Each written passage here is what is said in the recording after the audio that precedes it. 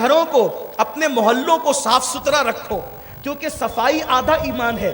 یہ نہیں کہ اپنے گھر کا کچرا کسی کے آنگن میں لا کے ڈال دیا، اپنے گھر خود صاف رکھیں، اپنا آنگن خود صاف رکھیں، صفائی آدھا ایمان ہے، اور جہاں صفائی نہیں ہے وہ ایمان کا تصور کیا ہو سکتا ہے۔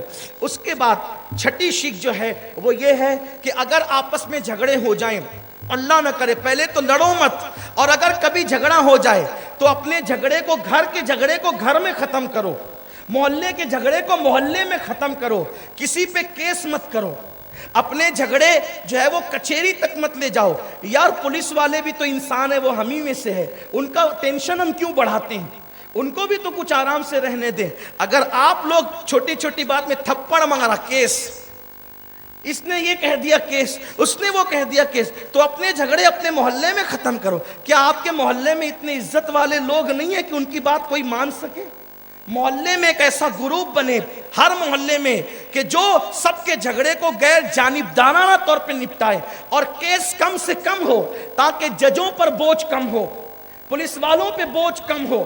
اپنے جھگڑے طلاق سے متعلق بالخصوص اپنے گھروں میں بیٹھ کر کے مسئلے حل ہوں، اس پہ کیس نہیں ہونا چاہیے، کھوٹی کا دعویٰ نہیں ہونا چاہیے۔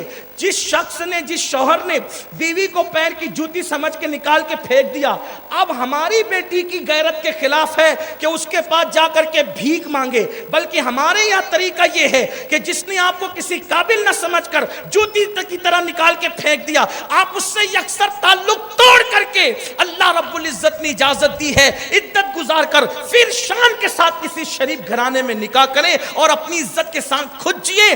اس پلید کی رقم پر جینے کی آپ کو ضرورت نہیں ہے، آپ کو مطالبہ کرنے کی ضرورت نہیں ہے۔ جتنے فیصلے محلوں میں ہوں گے، گھروں میں ہوں گے، آپ کی عزت بھی بچے گی، ججوں کا ٹینشن بھی بچے گا، اس لیے کہ وہ بھی ہمارے ملک کا ایک حصہ ہے، ہمیں ان کے آرام کا بھی سوچنا چاہیے، ان کی بھی کچھ خیر خواہی کرنی چاہیے۔ تو اپنے جھگڑے محلے میں ختم کریں۔